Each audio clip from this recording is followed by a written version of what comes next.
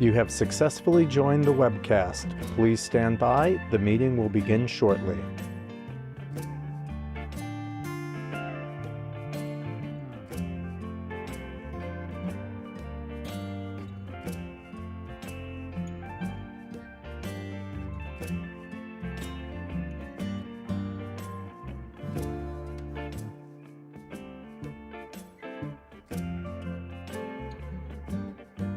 You have successfully joined the webcast. Please stand by. The meeting will begin shortly.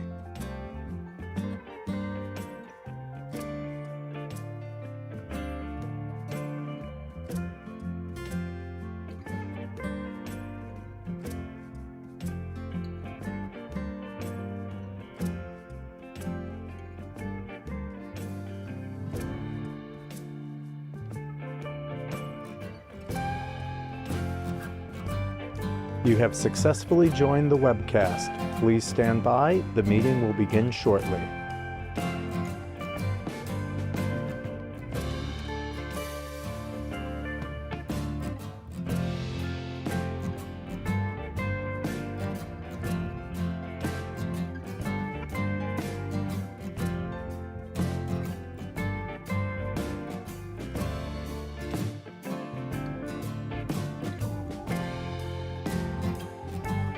You have successfully joined the webcast. Please stand by. The meeting will begin shortly.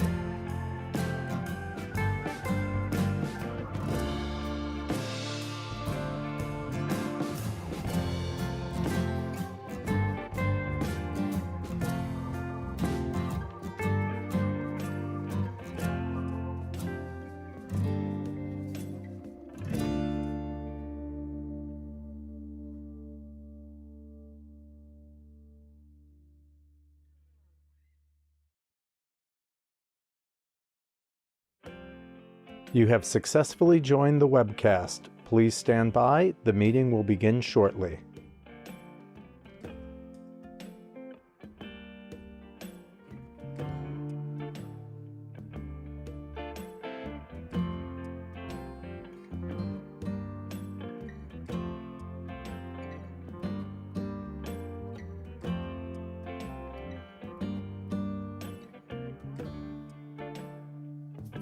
You have successfully joined the webcast. Please stand by. The meeting will begin shortly.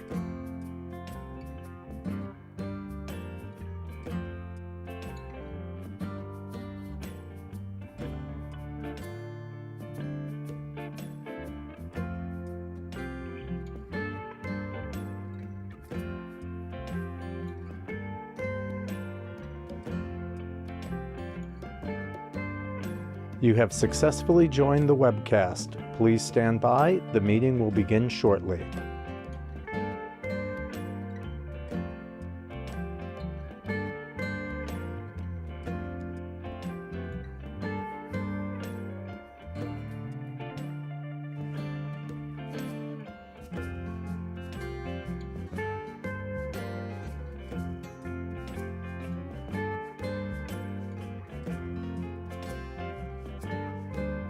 You have successfully joined the webcast. Please stand by. The meeting will begin shortly.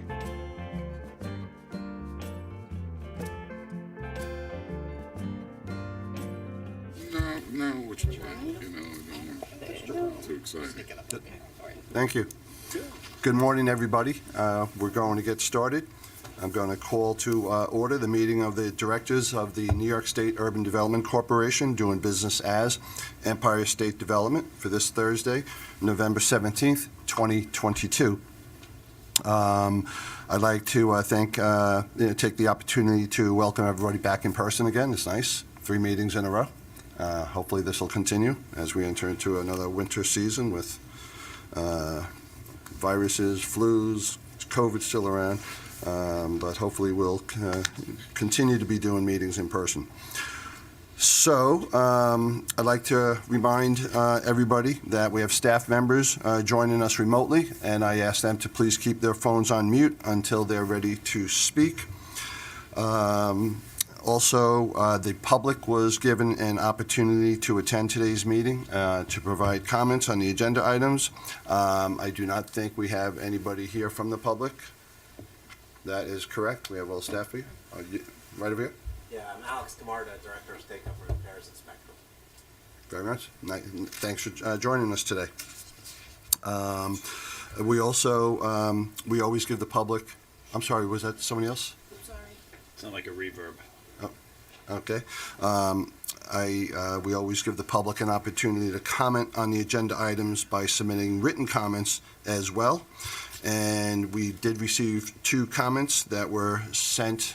Both of them were related to agenda item VC, which we'll discuss later. And those comments were distributed to the directors and have been posted online at the ESD website page. The directors have received written materials, numerous materials, in advance of today's meeting regarding every agenda item. And I'll now ask if there are any directors who have any potential conflicts of interest with respect to any of the items on the agenda. Hearing none, I do not have any either. So there's no reason for anybody to recuse themselves on any items today. Let's see. Our first order of business. First, I'm going to recognize a quorum that we have with Hope and Benson and John, and we have Rob Simpson on line up in Syracuse. Welcome, Rob. Good to see you. So after recognizing that quorum, we're going to get right to the agenda. The first item on the agenda is the approval of the minutes of the October 20th, 2022 Directors Meeting. I will move them. John, you will second them. Yes. Any comments, revisions, additions? All in favor? Aye. Any opposed? The motion carries. The minutes are approved. And now I'd like to hand it over to our esteemed President and CEO, Hope Knight, for her President's Report. And then we're going to have a special presentation, and then we'll get to the agenda items, including the corporate actions and the resolutions. So the floor is yours, Hope. Thank you, Kevin, and good morning, directors. Good to be here. I was on the road last month in Buffalo, so nice to be here in person. We see that winter's return this week, and people are bundled up here in New York wearing their coats, and Buffalo's in for more than a foot of snow. The change of season has reminded me how quickly time goes by. I was at an event this past week, and the moderator commented that I was celebrating around my 1-year anniversary, and that was on Tuesday. So it's been quite a year. And we're also 1 week away from Thanksgiving, if you can believe that. And it's a time to enjoy family and friends and reflect, give thanks for what we have. And I'd like to spend a little time to reflect and give thanks on a number of fronts. I'm thankful for Governor Hochul and the opportunity that she's afforded me to lead this agency. I'm thankful to our esteemed chair and fellow directors for your commitment and service to the board. I'm thankful for the incredible staff who dedicates their time and effort to move economic development along in the state. And I'm thankful for our economic development partners across the state representing countless businesses, industries, and counties and communities. I'm grateful for our state's small businesses, which are the backbone of our communities. The past few years have been especially challenging for small business owners, and their resiliency is remarkable. We've been able to help countless New York small businesses through our portfolio of pandemic relief programs. Many of our small businesses are family businesses, and for some, they represent a family's path to the American dream. They still need help, so remember to support them during the holidays. I'm thankful for Micron and its commitment to New York State. We've talked about the investment, the jobs, the transformational capacity of this project. But beyond that, the $500 million investment fund will provide additional support for disadvantaged populations in the region. It will support vital regional investments in things like workforce development, housing, infrastructure, and child care. And the company is committed to hiring veterans, MWBE contractors, and employees from disadvantaged communities. The Micron project is an example of what we can accomplish by working together. The state, the federal government, and local officials all worked in tandem towards a common goal, and the result is one of the biggest economic development projects in New York State history. Over the years, I've visited each of the 10 diverse and unique regions, and I've been able to see firsthand the impact that we've been having in communities from Niagara Falls to Montauk Point. And I've met so many of the ESD team members who are guiding the projects and investments that are creating good-paying jobs across the state. In closing, we have so much to be grateful for this year. I hope that everybody is able to reconnect with their family and friends, eat well, and take some time off. I wish all of you and yours a very happy Thanksgiving, and thank you. That concludes my report. Great. Thank you very much, Hope. You're right. We all have a lot to be thankful for. And thanks for the great job that you've been doing. Over a year already. Correct. So that's great. Anybody have any questions for Hope on her presentation? All right. We'll move along. Thank you, Hope. As we started last month, I've asked Hope and the team to, if we have the time at board meetings, to make a presentation on a particular topic or program that we carry out. I'm always blown away by the amount of different projects and responsibilities that ESD has in so many different areas, and the lives we touch throughout the state, and the businesses and the sectors that we touch, and sometimes there's not enough time to really sink our teeth into things, and so we're going to be having a special presentation. We're going to try each month on a particular program. Last month we did the I Love New York campaign, and that was very informative. And today we have Joshua Brightheart, and he's our Senior VP for the Connect All. And this is the broadband program that also falls under the auspices of ESD. And we have asked Joshua to give us a presentation of what actually ESD's role is in this program, and what are we doing to address especially parts of the state that need to improve that infrastructure. So everybody could be connected. So Joshua, thank you very much, and I'll hand the floor over to you. Thank you, Chair. Thank you for this opportunity. Thank you to the President. So I'm going to give an overview of the program, the federal programs, state and federal programs, and update you on three key recent actions that give you a sense of what we've done to date, and what will be ahead. First, just to introduce myself again, Joshua Breitbart. I'm a lifelong New Yorker. My entire professional life has been focused on expanding access to the tools of communication, with a real dedication to the people of New York. Helped start two nonprofit organizations that have both been thriving for 20 years.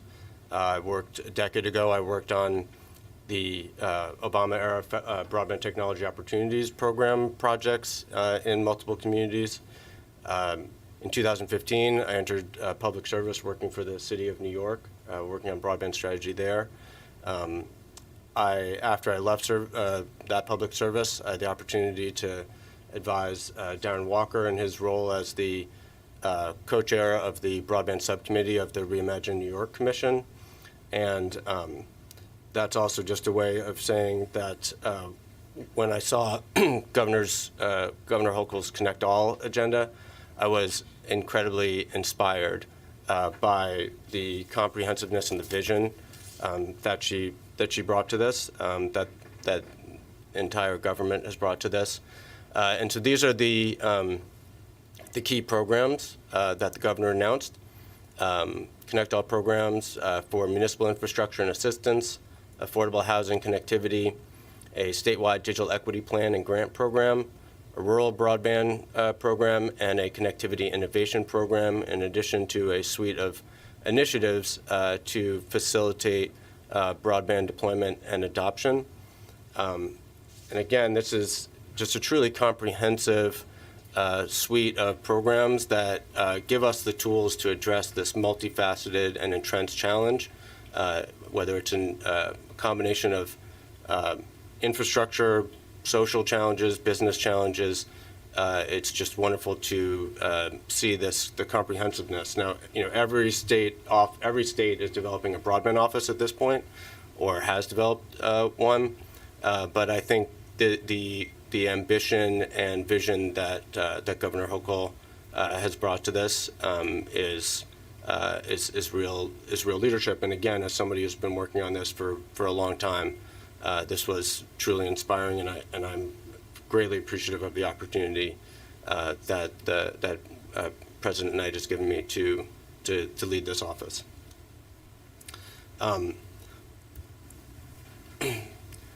The authorizing legislation, one of the key strengths is that we have the full endorsement from the legislature. Codifying and solidifying these programs, and really, announcing a clear role for both the public and private sector in getting this done, and including forming the Broadband Access Advisory Committee, which has public and industry and labor representation on it. And I think one of the things you see across the governor's announcement and the legislature's codification of it and endorsement, and why it's so important to have it at Empire State Development, is because we really do have an opportunity not just to deliver service where it's needed and address those inequities and challenges throughout the state, but also to make broadband a thriving industry in New York with widespread equitable benefits and opportunities for consumers, workers, and businesses. Hey, Josh, do you mind questions in No. between? Because I'll probably forget by Okay. the time you get to the 30s.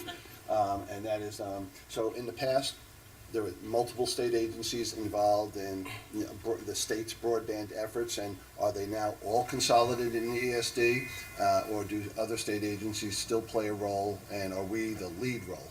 Yes, we are the lead role. Other agencies absolutely play a critical role, and part of what the legislation makes clear is that this office is the coordinating and leading entity for those efforts.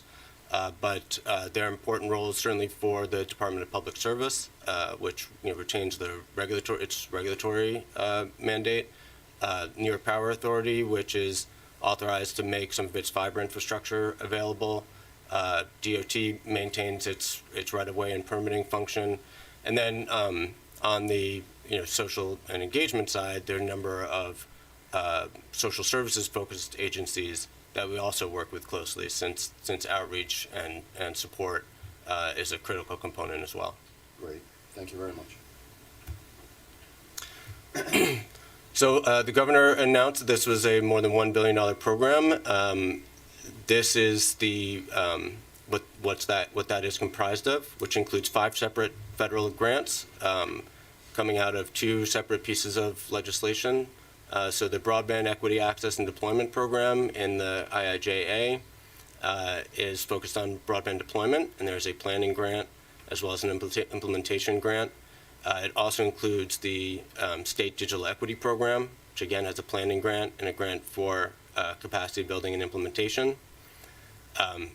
ARPA, the Rescue Plan Act, which has a Coronavirus Capital Projects Fund.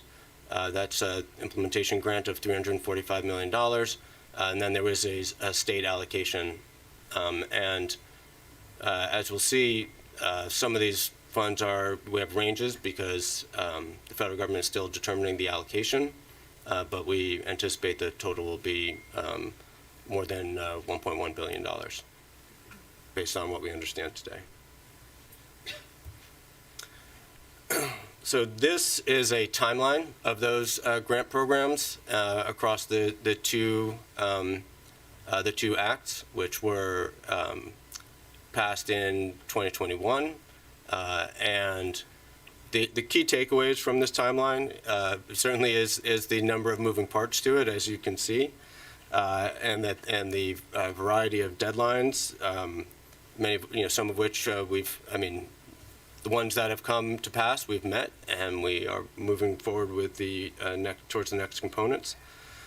but also that we have not received any of these federal grants yet. And that's just consistent with the way the federal timeline and the federal agencies are working. So that's an important message that we've been sharing with our partners, that yes, it is a $1 billion plus program, but these federal grants are not in hand yet. And that, in many ways, we're in an early stage.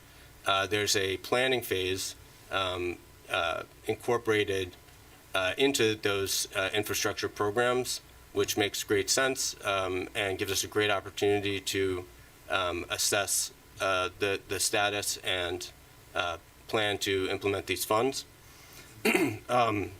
But also the other thing, excuse me, is that the funds do have expiration dates, and we have to move expeditiously, because frankly, given the size of the program, we have to turn money into broadband twice as fast as we've done in the past, and that's the challenge that we're rising to meet. And do we have to actually apply for those funds, or is this sort of the check is in the mail, we're just waiting to receive it? We have applied for 3 of the grants. The remaining grants, where you saw the ranges in terms of the Infrastructure Act funding and the digital equity funding, those allocations are to be determined and will be dispersed once we submit the plans that we'll be producing over the next 9 to 12 months. Got it. Thank you. And then lastly, just to note that if you look at today, we are in what I'm referring to as the FCC MAP challenge window, and we'll have more on that later, which I'll explain when we get to what our actions on that have been to date.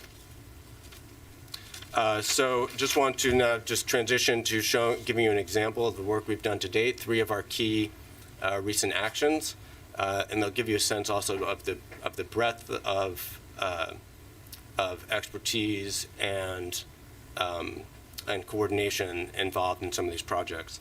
First one, announced in May, is a $10 million investment in 4 rural communities, pilot deployments with the New York Power Authority, leveraging their existing fiber infrastructure, partnering with regional fiber operators and private providers, and as well as local government, local electric utility, to deliver advanced internet service.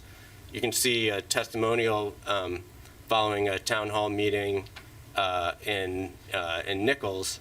And I think one of the things to take away from this is just what an incredible economic development tool these investments are, and this program is, because these are fairly hard to reach areas. If they don't have broadband service, obviously they're challenged in a variety of economic ways, but in terms of access to education, jobs, health services even. And we can deliver economic development in a very targeted way to relatively small towns and locations. And we've begun that, building that capability in partnership with local and other state agencies. Hey, Josh, we live in downstate. A lot of us probably take for granted, that a lot of us have good broadband, and we complain if something's not downloading after 30 seconds, right. That it's too slow. But in terms of our target, I don't know if you have a slide on this, are most of the issues in the state, is this more of an upstate issues, or do we have significant pockets here in downstate as well that need broadband services enhanced? There are needs across the entire state, and that is, again, one of the benefits of this program, is that we have both the opportunity and obligation to deliver services across the state. As I showed at the beginning, the Connect All is this suite of tools, some of which are addressing the education and affordability and adoption challenges, some of which are addressing the infrastructure or business challenges. And what we're going to be doing through the planning phase is identifying in each region and locality of the state what balance of those tools need to be brought to bear to address those challenges. But absolutely downstate, upstate, this again is just a wonderful opportunity, but also challenge of this program is that we are going to be delivering that support to absolutely every region of the state. Great, terrific, thank you. As an example of that, actually, it's a wonderful segue to talking about the affordability challenge. Also in the Infrastructure Act is an affordable connectivity program, which is a direct to consumer subsidy. And so in partnership with Department of Public Service and all those, what we're calling the Digital Equity Working Group, partners of various state agencies, our library systems throughout the state, a variety of local community partners, getting the word out about this program. So we've been able to reach the milestone of 1 million New York households, which is a fantastic number, but it's really also that we are doing well in terms of the overall percentage, but there's more work to be done, and the FCC recently opened an outreach program, and we're looking carefully at that and what we can do to continue to increase adoption of this, because the second million is harder than the first million, and that's the work that remains to be done, so we're continuing to move this effort along through a collaboration, but very proud that we reached this milestone. And just to point out the numbers here, the benefit is $30 a month for eligible households. So we're talking about more than $360 million a year, and that's money that people now have to spend on other essential services or spend as part of in our local economy. So this is a great return in that regard for New Yorkers. The third example, this is a bit more wonky, but this is also a critical function, is to understand how this is moving between the federal, various federal agencies and the states. So that's the way those allocations for the Infrastructure Act will be made will be in part based on maps that are being produced by the Federal Communications Commission, separate from the Commerce Department, which is administering the grant program. And the first step of that was to make available to states just the list of addresses and serviceable locations. Because of the Governor Hochul's leadership and the work of the Department of Public Service and our partners at the State GIS office, we were prepared with the state broadband maps and able to quickly produce an analysis of that data and submit a challenge of over 31,000 records.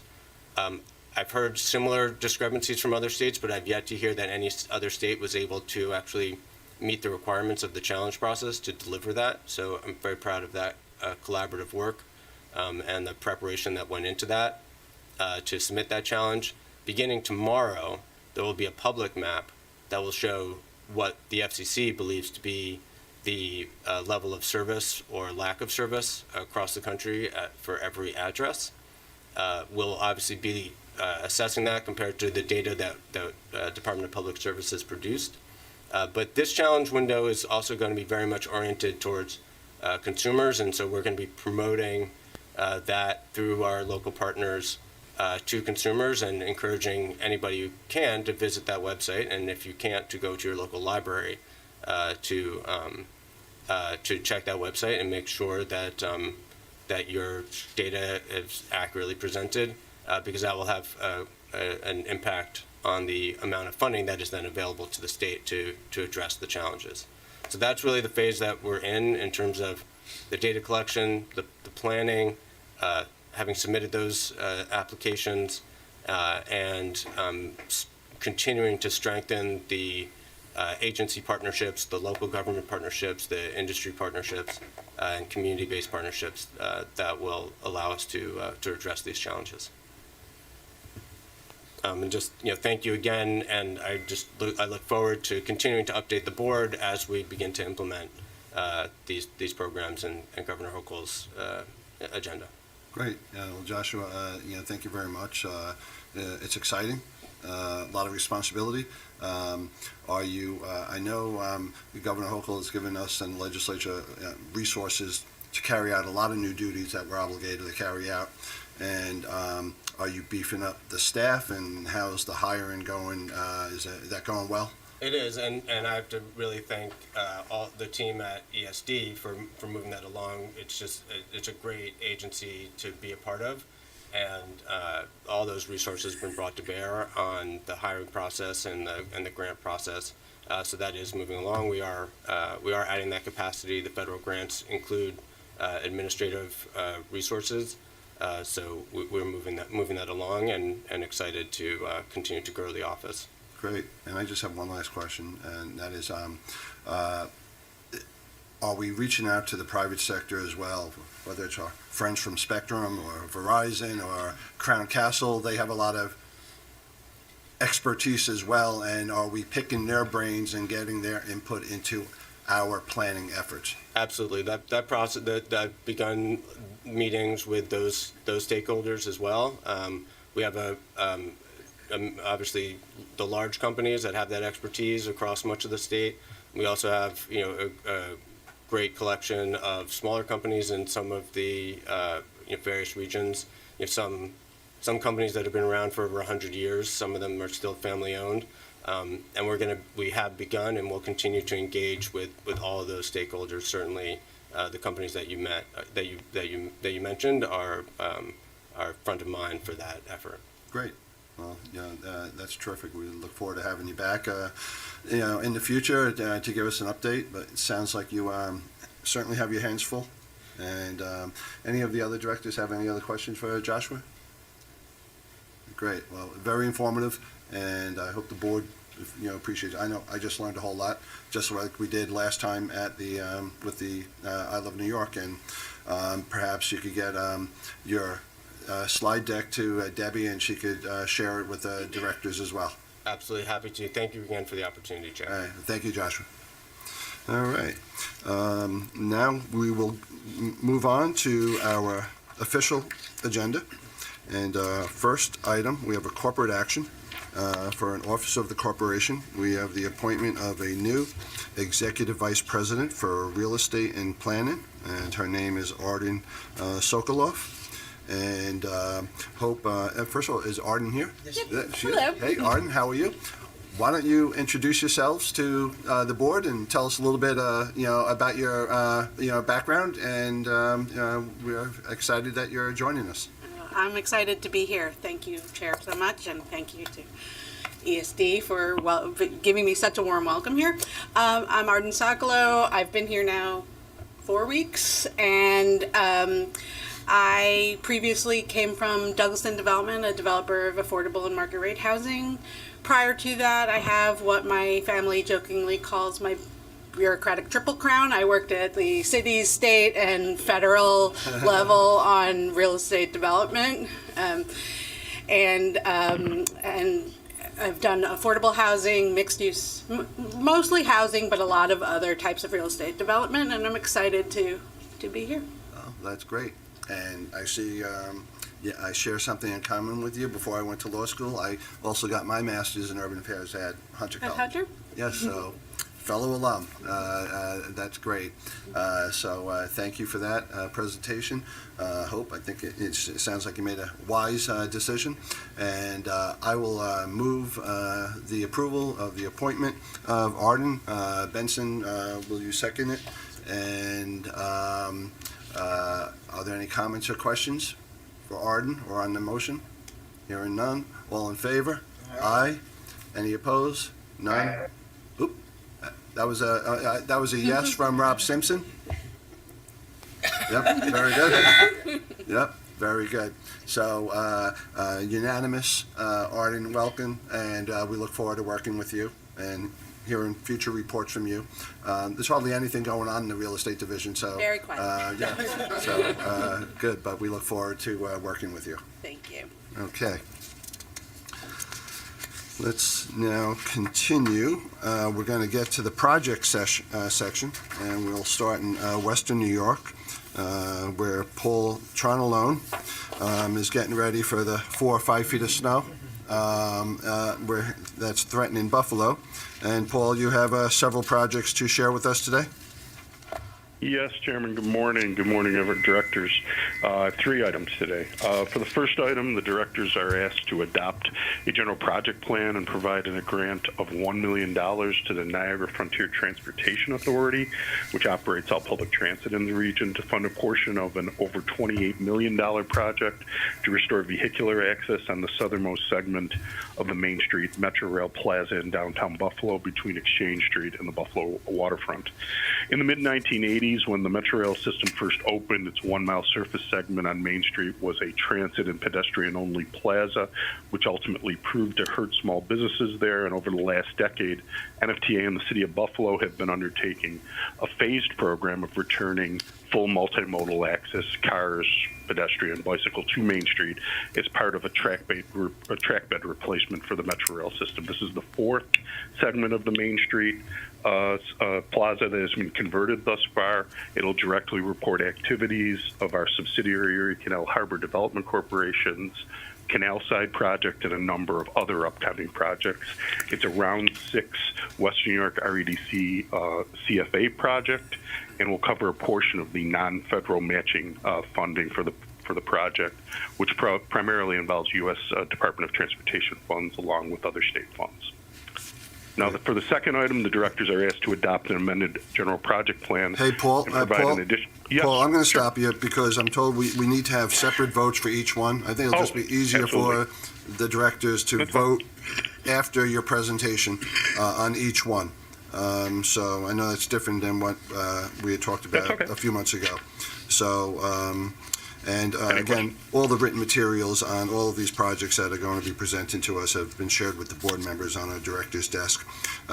So I will move this. Is there a second? Second. All in favor? Aye. Any opposed? The motion carries. Paul, on to your second item. Okay. The directors are asked to adopt an amended general project plan and provide an additional grant of $20 million to the Central Terminal Restoration Corporation, which is the not-for-profit organization that owns the National Register listed former New York Central Rail Terminal complex. Now it's called the Buffalo Central Terminal. It's an iconic Art Deco complex in the Broadway Fillmore neighborhood of East Buffalo. The grant will build upon a previously awarded $5 million grant for structural stabilization to cover the design and construction of a second phase of stabilization and site preparation, including the complex's subsurface parking structure. These efforts were all specified as part of a master plan process in 2021 that ESD funded as part of our East Side programs.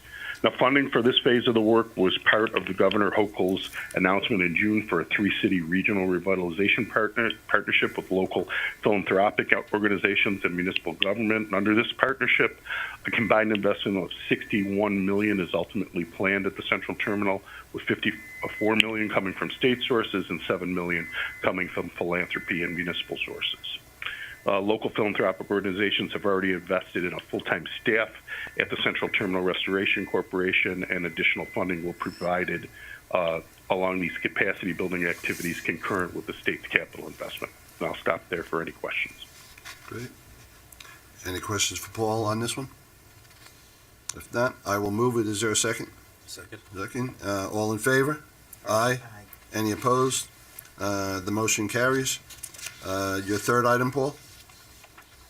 Yes, directors are asked to adopt a general project plan and provide a grant of $3 million to NFC Development Corporation, which is the City of Niagara Falls not-for-profit local development corporation, related to the administration of the Niagara Falls Small Business Property Improvement Program. The proposed program grew out of the planning process in Niagara Falls that became part of Governor Hochul's announcement for the 3-city regional revitalization partnership that I just spoke about. Under the partnership, a combined investment of $40 million is planned for several projects and programs in Niagara Falls, with $20 million coming from the state and the balance coming from philanthropy in the city of Niagara Falls. Now, for this subject $3 million program, it would provide a small business grants of up to $100,000 to cover up to 50% of project costs for facade and building renovations in 5 target business districts in the city of Niagara Falls. And the project will be modeled after the New York State Main Street program and other similar small business programs successfully administered in Niagara Falls in the past. The grant will also provide funds for NFC to contract with for architecture and engineering services so that such services could be offered at no charge to participants in the program. Concurrently, $2 million in support will be provided via local philanthropy for both operational support and towards the capital grant fund itself. And with that, I'll stop for any questions. Great. Thank you, Paul. Any questions? Nope. And for all three of these, we did not receive any comments from the public on these applications either. So note that for the record. So I will move that. Is there a second? Second by John. All in favor? Aye. Any opposed? None. Rob, I see your hand going up for each one. They're all duly noted. Thank you. Central New York region now. Thank you, Paul. We'll hand it over to Jim Fail, Regional Director of ESD Central New York Region. I'll remind staffers on the phone, if you're not speaking, if you could have your phone on mute. Thank you. Good morning, thank you. The directors are being asked to approve a $1,050,000 grant for State University of New York at Morrisville. This was a $2.580 million grant that will help cover costs to renovate and purchase machinery and equipment to help equip a four-season farm facility on campus. SUNY Morrisville specializes in the agricultural industry in its educational capacity. This project will also help support the newly evolving cannabis industry. The project has been completed, and the first disbursement is being requested at this time. I will take any questions. Thank you, Jim. If the project's been completed, is it, when you say first disbursement, we don't give them all of it right now, or? Well, no, I guess I'm sorry, I misspoke. Yes, they're eligible for their full amount. Yes, that's what I thought. Thank you very much, Jim. Any other questions for Jim? Hearing none, I will move it. Is there a second? I hope. All in favor? Aye. Any opposed? None. The motion carries. On to the Mohawk Valley region. And again, a reminder, please mute your phones if you're not speaking. We're hearing a little bit of feedback. We have Linda Malavi, REDC Deputy Director for the Mid-Hudson region. Good morning. Thank you. The directors are requested to approve a $1,118,910 Regional Council Capital Grant from Round 8 for the Academy Capital Project in the city of Poughkeepsie in Dutchess County. The Academy has invested $10,195,515 to renovate the formerly underutilized commercial spaces at 33 to 35 Academy Street in the city's central business district. This mixed-use development is located in a distressed downtown. The Academy features a co-working space, coffee shop, food hall, fresh foods market, and event space with 28 affordable apartments on the upper floors. This project will result in the creation of 65 net new jobs, and the company currently has 54 employees. As a woman-led, LEED-accredited construction firm, Baxter Building Corporation, the developers for this project, have operated for over 35 years as a successful construction and development company in the Hudson Valley. The company broke ground for the Academy in October of 2020, and although this project experienced delays due to the COVID-19 pandemic, in June of 2022, a ribbon-cutting event was held to mark the opening of the food hall, food market, and event space. The Academy is a welcome addition to a distressed downtown area in the city of Poughkeepsie that has adaptively reused long vacant commercial space. And this project aligns with the MHRADC's play strategy by strengthening the region as a premier tourist destination and supports the regional economic cluster plan, food and beverage manufacturing supply chain by leasing space to local food and beverage businesses.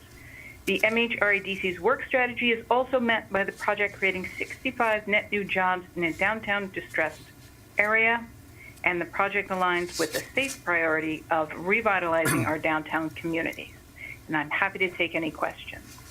Thank you, Linda. And I misspoke earlier when I said on to the Mohawk Valley region. We don't have any projects in the Mohawk Valley region this month. And of course, Linda, as I did correctly state, she's from our Mid-Hudson region. Linda, I have one question for you. Since this is a mixed-use project, our grant only goes for the infrastructure or the commercial aspects of this project, but not the housing components of the project. Is that correct? That is correct. Got it. Absolutely correct. So ESD monies don't ever go for housing. Other state agencies' monies or grants may go for the housing, and our monies go either for the commercial side or for the infrastructure needed to get these mixed-use projects off the ground. That is correct. Great, thank you for that clarification. Any other questions bet. for Linda? Hearing none, I will move the motion. Is there a second? Ms. John, all in favor? Aye.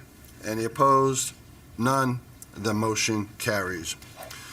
On to the New York City region with Joe Taswell. Joe is here with us today. Joe, how are you? Good, great. Thank you, Mr. Chairman, and good morning. This is a request to approve a $325,000 grant to the Lower East Side Girls Club of New York, a community-based nonprofit organization, in connection with the $6.8 million cost of acquiring, renovating, and equipping a 5,000 square foot commercial space for the organization's new Center for Wellbeing and Happiness. In addition, this facility will house a new workforce development center. The new center is located at 101 Avenue D in Manhattan. This project was designated as a priority project by the New York City Regional Council in REDC Round 6 and is in alignment with the Council's opportunity agenda and workforce development strategies. The Lower East Side Girls Club was founded in 1996 by a community of mothers to address the stark disparity of services for girls and young women on the Lower East Side of Manhattan.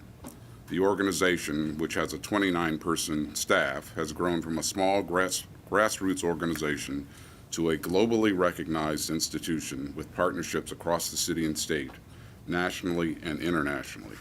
The organization offers programs in mentoring, arts, academic support, wellness, STEM, and leadership, environmental and social justice advocacy, entrepreneurship, and job training.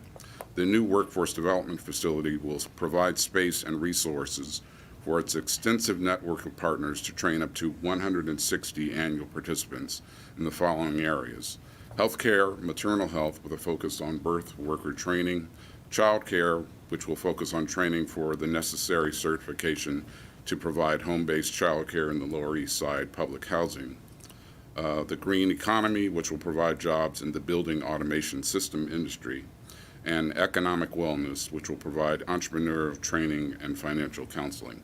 The project was completed in September, and the Lower East Side Girls Club has satisfied its obligations under the ESD incentive proposal to begin receiving funds. Happy to take any questions. Thank you, Joe. Sounds like a terrific program. Any questions for Joe on this? Hearing none, I will move it. Is there a second? Second. Hope. All in favor? Aye. Any opposed? None. The motion carries. On to Long Island, where we have Carol Longworth, the Regional Director of ESD's Long Island Region, on the phone. Good morning, Kevin. Good morning, Hope and directors. We're asking the directors today to approve a regional council grant of up to $300,000 to Industrial Steam Boiler Corp. To pay for a portion of its construction of a new commercial steam boiler manufacturing plant, which is located in Copiague, Suffolk County. The project is complete. The company has expended the $3.5 million and created 31 jobs. This company also received a $200,000 Excelsior tax credit award for this project. This project was a round 8 priority project for the Long Island Regional Council, as it supports the expansion of the region's manufacturing base and creates jobs. The Industrial Steam Boiler Corp. is a private company that designs, manufactures, installs, and maintains commercial boilers in New York, New Jersey, and Connecticut. The principals of this company previously had an energy services company as well as a boiler repair and installation company, and they found to better serve their customers, they decided to create their own boilers and manufacture them. So they created this facility in Copiague, and they purchased, renovated, and outfitted, purchased an equipment in the building in Copeg, and they now are manufacturing their own high-end commercial boilers and selling them and installing them. The project is complete, and they've created 31 jobs, which was 5 jobs above the commitment. Happy to answer any questions. Terrific. Thank you, Kara. And since this was a round 8 REDC matter, that means I was there when I was a co-chair of the Long Island REDC in round 8, and I supported it then. I'll support it now, and I'll move it. Is there a second? Second. Benson, all in favor? Aye. Any opposed? None. The motion carries. Thank you, Kara. Okay, we now get to the at the direction of projects, and we have Simone Bethune, and she's our senior project manager and coordinator of projects, loans, and grants, and she has a project to share with us. Simone? Thank you, and good morning to everyone. At the direction of grants refer to those commitments listed in the New York State budget that enhance the state's communities through cultural, educational, research, and development, and civic organizations. These projects originate from the governor or the New York State Assembly or Senate, and ESD is named to administer the funding. ESD does not select the recipients of funding.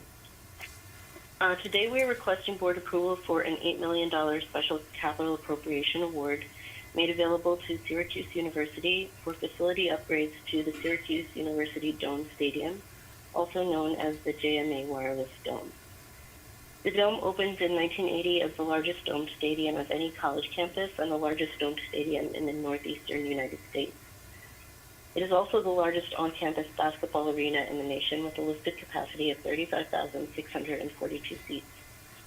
Over the past 15 years, the dome's aging infrastructure and lack of modern amenities has led to a reduction in hosting, producing, and broadcasting events. A $20 million special capital appropriation award was included in the New York State budget fiscal year 2022-23 at the direction of the New York State Executive Chamber for costs related to reseating the venue, installing modern digital infrastructure, and constructing a new event space, which will total more than $37 million in project costs. ESD will administer the $20 million appropriation in the form of 2 grants.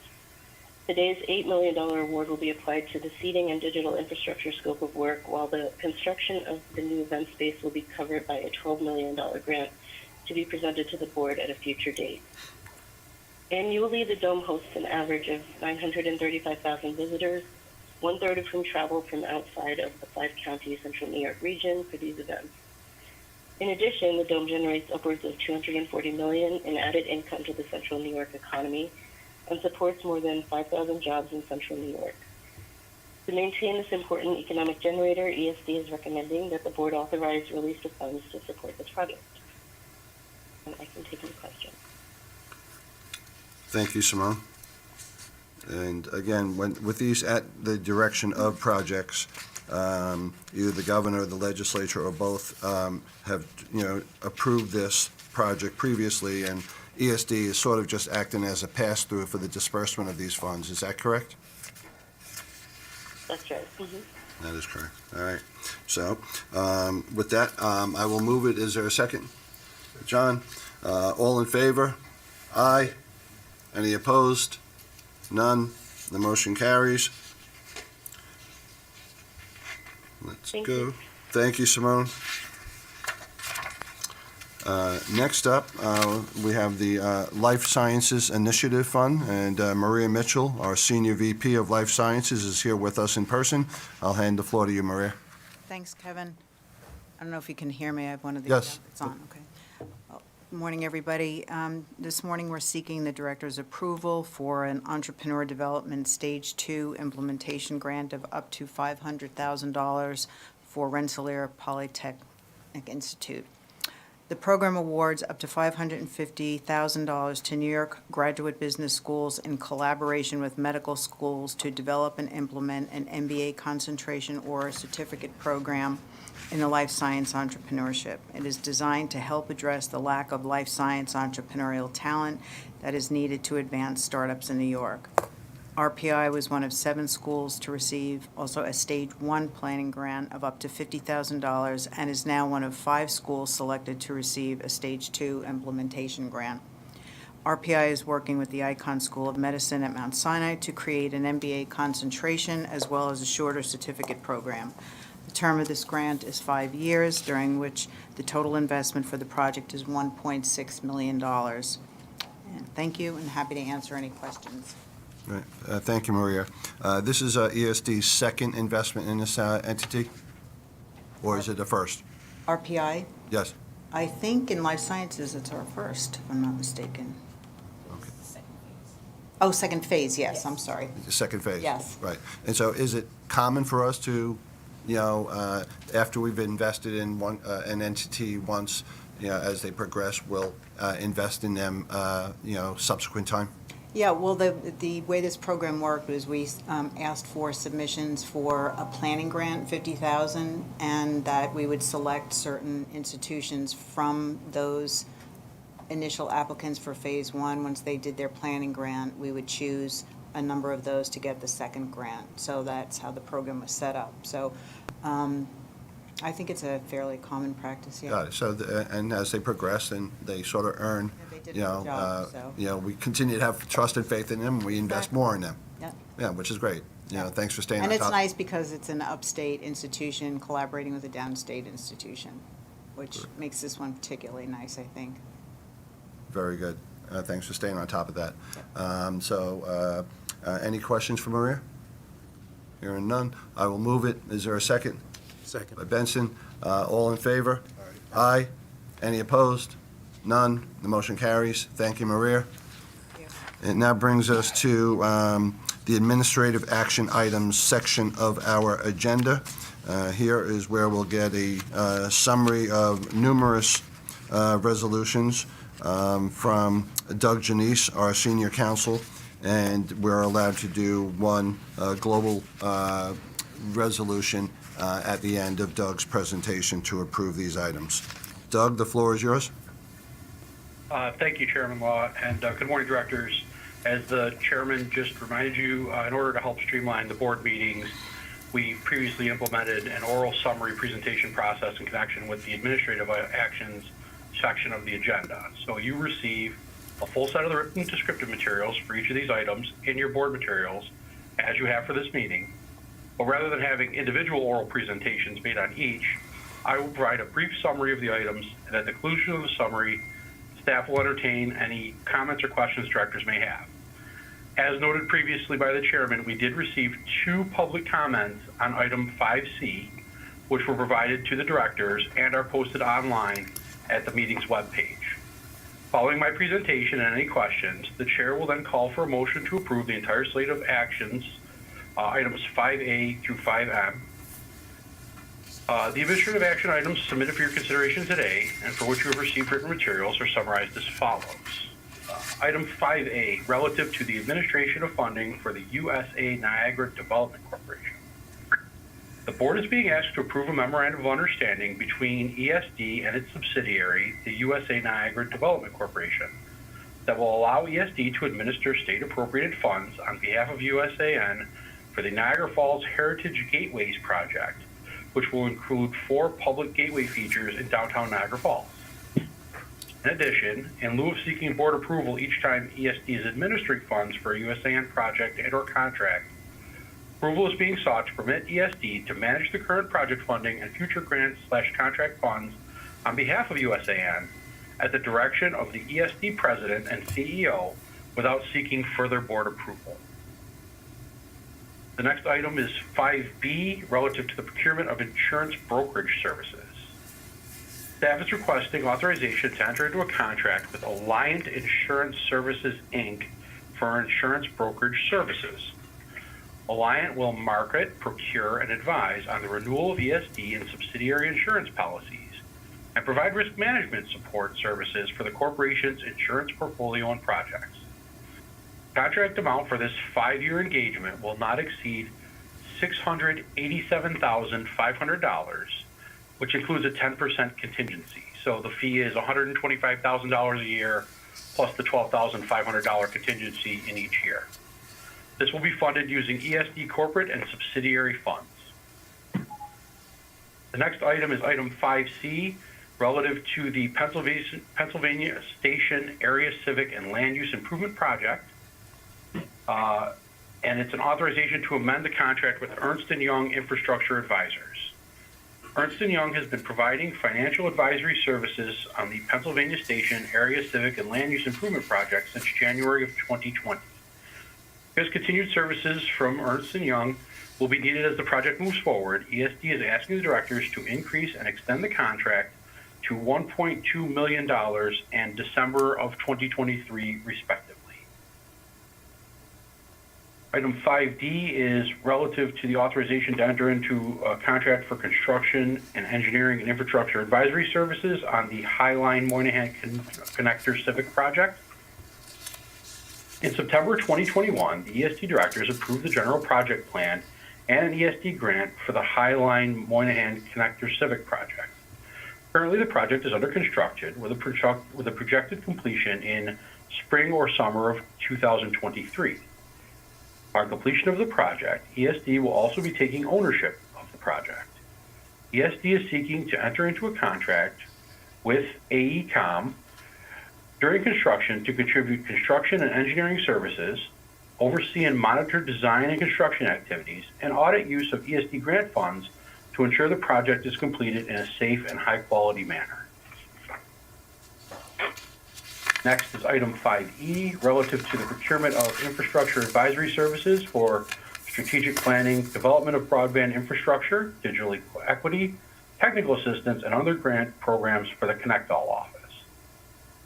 The Connect All office is seeking director's approval for procuring a new contract with HR&A Advisors, Inc., consulting assistance with feasibility studies for broadband infrastructure, risk identification and assessment, implementation assistance, evaluation and monitoring services, regulatory and policy advisory services, bid evaluations, and procurement assistance.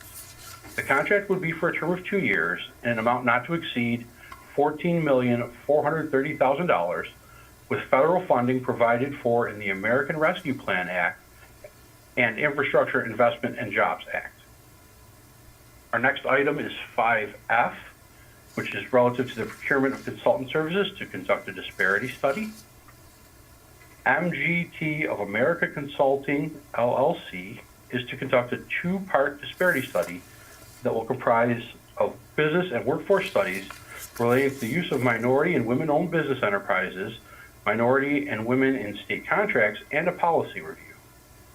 As for the policy review, the consultant will provide a basis for determining overall statewide goals for the participation of MWBEs, minorities and women in state contracts, as well as a review of race and gender conscious remedial programmatic tools in other states and large municipalities that may be relevant to the New York State framework.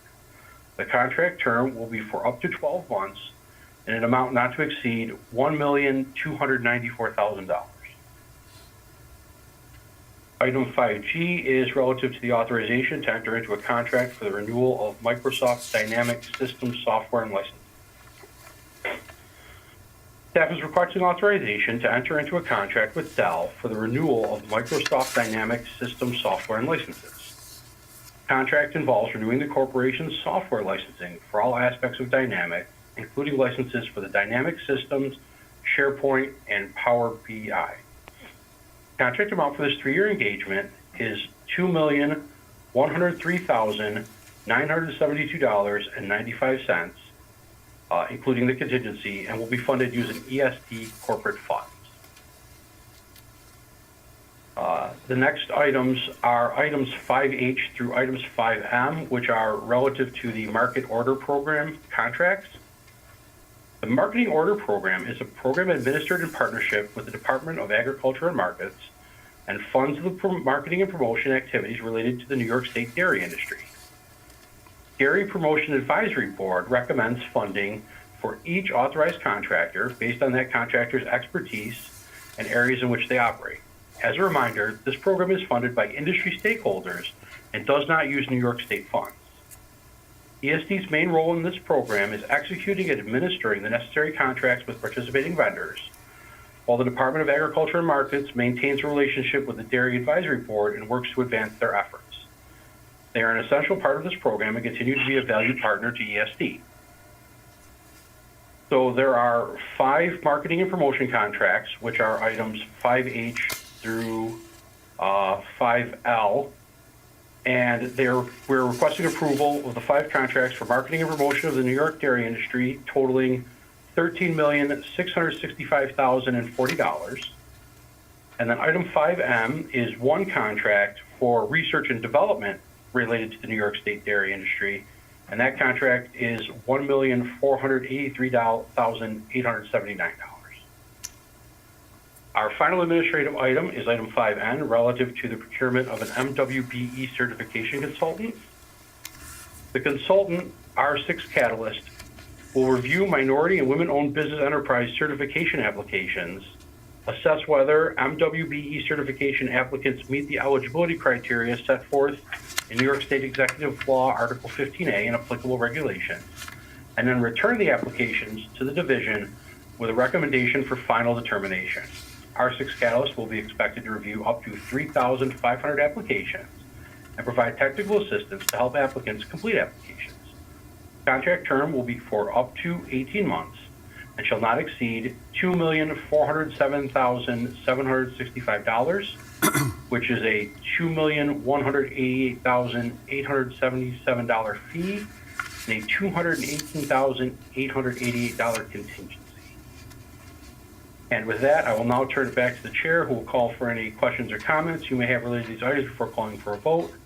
And we also have item-related staff on the line today to take any questions. Thank you very much. Thank you, Doug. That was very well done with a lot of things to cover.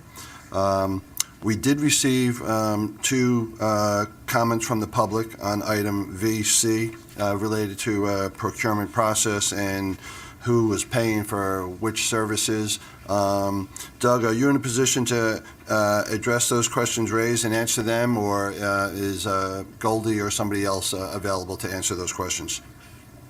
I think we have Terrence Cho on the line. Terrence, are you there?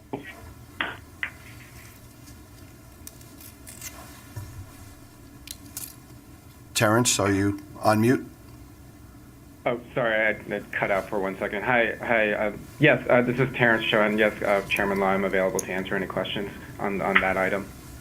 Yeah, well, yeah, we've seen the letters, and they've been posted on our website. I'm just wondering, is there anything you could share about the questions raised, especially there was a question about who was paying for what and what exactly were we extending with this resolution? Sure, I'm happy to walk you through, and your fellow directors of the board. Chairman Law and Director of the board, my name is Terrence Cho, and I'm a director in the real estate department here at ESD. And to summarize the purpose and need and the background for this proposed amendment, in July of this year, in 2022, the Penn Station project achieved a couple of big milestones. It achieved approval of the GPP by the ESD directors in July, as well as ESD obtained PACB approval for ESD to enter into a financial agreement with the City of New York for the Penn Station project. These 2 milestones laid the groundwork for the next steps for ESD in the Penn Station civic and land use project.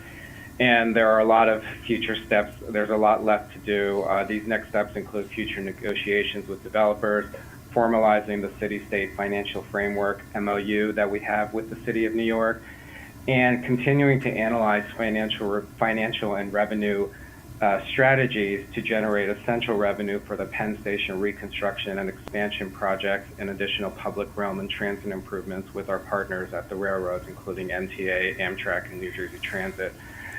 This is a complex project, as you know, with ambitious goals and complex financing with multiple financing sources. The ultimate goal of the project is to create a thriving and sustainable transit-oriented district around North America's largest transportation hub, with much-needed subway improvements, subway and transit improvements, and public realm amenities that will be integrated with the reconstruction Penn Station. All that to say, the approvals in July this past summer marked really the first of many phases of the project. There's a lot of work left to do on all fronts, from design, planning, and engineering, which our partners at MTA are handling for the station projects, and ESD is spearheading with the public realm improvements with the launch of the Public Realm Task Force this past fall, And there was a lot of left work to do for financial analysis to generate a sustainable and valid financial strategy to fund the project, and the latter of which is what we are requesting the board to approve for Ernst & Young to continue to provide its services and analysis to help ESD generate that financial strategy. With regard to your last question about the sources of funding for this proposed amendment, just to be clear for the record, and as stated in our board materials, the costs for Ernst & Young services are paid for through a New York State appropriation. Any developer, not Vornado or any developer, has not paid for any of Ernst & Young's costs at any time during the time of the Penn Station project, and all the costs related to E&Y to Ernst & Young have been paid for wholly by Empire State Development. Thank you, and I'm happy to answer any further questions if there are any. Thank you, Terrence. No, I think you addressed the issue that was raised in the public comment and any question I had. Do any other directors have any other questions for Terrence on this matter? Do any directors have any questions for Doug on the rest of the items in the administrative sections of the agenda? No? Hearing none, I will move the omnibus resolution for all of these items A through N. Is there a second? Second. Second by Benson and John. So all in favor? Aye. Any opposed? None. The motion carries. And, you know, when you just go through like that entire report that Doug just did, it, you know, confirms what Hope and I were saying in the beginning. All the different sectors that ESD touches. You know, we just went through the dairy industry, the higher ed industry, the life sciences industry, the broadband, mixed use and TOD, workforce training, and then the MWBE certification process. We really do. We touch, you know, I don't think there's any other agency in the state that touches almost every sector of New York's economy. So it's great to see, and the professionalism of the staff is not only respected but appreciated, because you're able to answer all of our questions on so many different issues. So greatly appreciated. Kevin? 513. 513 what? People work in this organization today. That's it. With all of that responsibility. You know, when we heard Joshua's presentation, he sounded like he needed 513 people just to handle the all of the broadband obligations. So, so kudos to Hope, you and your team here, and thank you for that. So, so that motion was approved. The last item on the agenda is for information only, but like a good director, I go through that and I read it, and I do have a question while it doesn't require a vote, and I don't know if Ray is here or if Kevin, there he is. Oh, hey, Ray, I'm sorry. You're hiding behind. So I'm found. it was essentially a budget overview of where we are today. We're sort of 6-7 months into the fiscal year, which ends on March 31st. And I noticed that a lot of the monies that have been allocated to ESD have not yet been spent. Like we don't see 50% of the money spent at 50% of the year, the fiscal year being over. And is there a reason for that? And could you just explain that to me? Sure. Can everybody hear me? There's essentially two reasons. The first reason has to do with personnel. This agency was given a huge increase in headcount at the beginning of the year. That increase was funded fully for 100% of everyone's salary beginning on day one. Takes some time to hire folks. We've been hiring up, as you heard from various folks. So as we go through it, the year, we still have a bunch of significant amount of vacant positions as we're ramping these new initiatives up. So we have the money for 100% of the time, but someone who starts in June, or someone like Arden who just started, right, that salary just began. Got it. So so that's the PS side. On the OTPS side, we also fully fund the contracts that we enter into for various purposes, including some of the ones we just approved today. And as you know, first we approve the contract, sign it up, the work begins, the bill comes in. That also doesn't happen on day one. So there's also a corresponding sort of OTPS component as well. So those two factors account for the vast majority of the difference between where we begin the year and where we are 2 quarters in. These numbers will continue to grow as the year continues. So we'll be much closer to authorized levels by the end of the year. So the second half of the year, we tend to... Yeah, it'll get a lot closer. The below 50 will be obviously above 50 and a lot closer to 100 than we are today. That sounds very logical. Thank you for that, Ray. Does anybody else have any question for Ray on the for information only item on the agenda? No, we don't require a vote on that. Ray, thank you very much. That concludes, the official business for the board today. Does any director have any other matter or business they'd like to raise? Hearing none. Our next board meeting is going to be on December 15th here in New York City.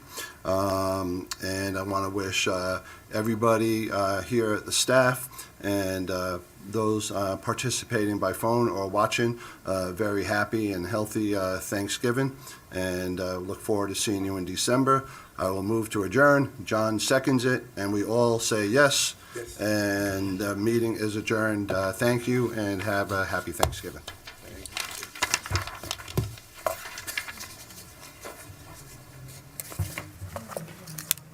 Good. You have a few minutes? Yeah.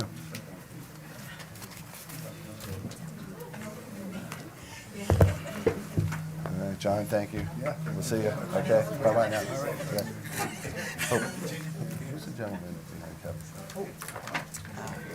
Right here, not talking to John. Oh, you know, or has he been here? Yeah.